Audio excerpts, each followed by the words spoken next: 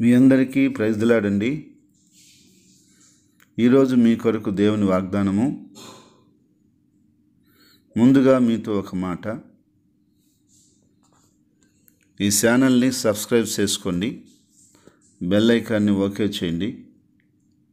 ప్రతి వీడియోని తప్పకుండా మీరు లైక్ చేయండి. ప్రభు మీరు మీతో మాట్లాడిన దాన్ని కామెంట్ చేయండి, 10 మందికి షేర్ చేయండి. ఈరోజు వాగ్దానమును చదువుతున్నాను. కీర్తన గ్రంథము 128వ అధ్యాయము 2వ వచనం. నిశ్చయముగా నీవు నీ చేతుల కష్టార్జితమును అనుభవించదువు, నీవు ధన్యుడువు, నీకు మేలు కలుగును. ప్రైజ్ ది లార్డ్, హల్లెలూయా. దేవుని బిడ్డలారా, ఈరోజు అద్భుతమైనటువంటి వాగ్దానాన్ని దేవుడు మన కొరకు అనుగ్రహిస్తున్నాడు. అదేమిటంటే, నిశ్చయంగా నువ్వు చేతుల కష్టార్జితాన్ని అనుభవిస్తావు, నువ్వు ధన్యుడు అవుతావు, నీకు మేలు కలుగుతుందని చెప్పి దేవుడు ఈ యొక్క వాగ్దానాన్ని మన కొరకు అనుగ్రహిస్తున్నాడు. ఈరోజు ప్రియ దేవుని బిడ్డలారా, మనం అందరం జ్ఞాపకం చేసుకోవాల్సిన విషయం ఏంటంటే, అనేక మంది కష్టపడుతున్నారు, వాళ్ళ కష్టార్జితము వాళ్ళు అనుభవించలేకపోతున్నారు.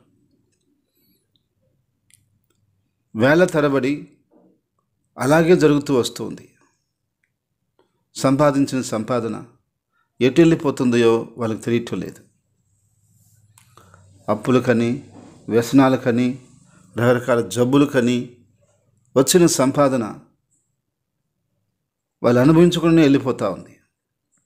అయితే ఈరోజు చాలా కుటుంబాల్లో అందువల్లనే కరువు తాండవించి ఉంది, లేమి తాండవించి ఉంది, దారిద్ర్యము పట్టి పీడిస్తూ ఉంది.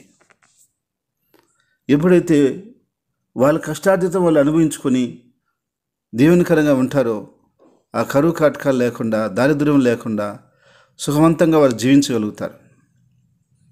అయితే సహోదరి సహోదరుడా, ఇప్పటి వరకు నీ జీవితంలో ఒకవేళ ఆ దారిద్ర్యంతో, ఆ పేదరికంతో, ఆ యొక్క ఇబ్బందులతో, ఆ లేమితో నువ్వు నలిగిపోయావా?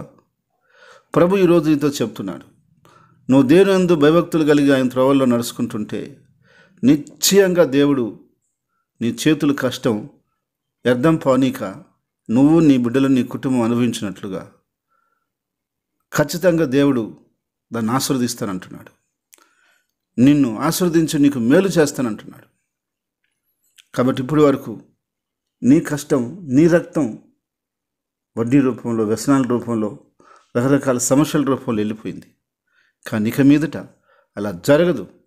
నా ప్రభువు నీ జీవితంలో ఖచ్చితంగా నిన్ను ఆశీర్వదించి నీకు నీ కష్టార్జితం నువ్వు అనుభవించుకున్నట్టుగా, నువ్వు సంతోషంగా, నీవు, నీ పిల్లలు, నీ కుటుంబం, నీ కలిగిన సమస్తం ఆనందించే విధంగా, ప్రభు పరిచర్య కొరకు నువ్వు మనస్ఫూర్తిగా సహాయపడే విధంగా దేవుడు నిన్ను ఆస్వాదించబోతున్నాడు. దేవుడు నీకు అది మిగిలించబోతున్నాడు, వర్ధలు చేయబోతున్నాడు. నిశ్చయంగా నీ కరువును, నీ లేమిని, నీ పేదరికాన్ని, దారిద్ర్యమైన పరిస్థితిని పూర్తిగా మార్చివేయబడుతున్నాడు. యోబు చేతి పనిని ఆస్వాదించాడు కాబట్టి దేవుడు ఆయన ఆస్వాదించడం చేత తూర్పు దిక్కులో గొప్పవాడిగా అతను కనపడ్డాడు. దేవుడు మనల్ని ఆస్వాదించాలని పరలోకం నుంచి వచ్చాడు. కాబట్టి నువ్వు పేదరికంలోనే, దారిద్ర్యంలోనే, భయంకర నుండి ఇబ్బందుల్లోనే, లేమిలోనే నలిగిపోవటం దేవుడు ఇష్టం కాదు.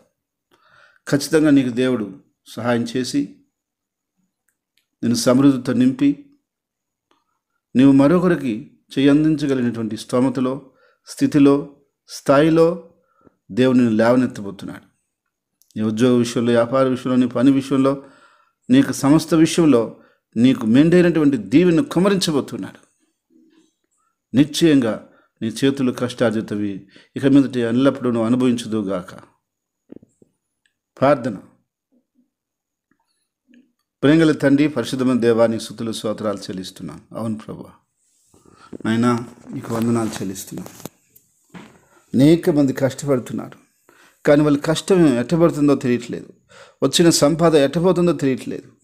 ఇక మీదట నీవు ఇచ్చిన వాగ్దానాన్ని బట్టి వారి సంపాదన వారి అనుభవించుకునేలాగా నువ్వు వారిని ఆస్వాదించమని ప్రార్థిస్తున్నాను. ఆ కరువు కాటకాలను తీసివేయండి, లేమిని తీసివేయండి.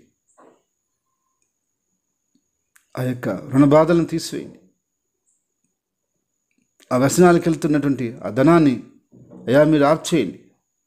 వ్యర్థమైపోతున్న ధనాన్ని ఆఫ్ చేయండి.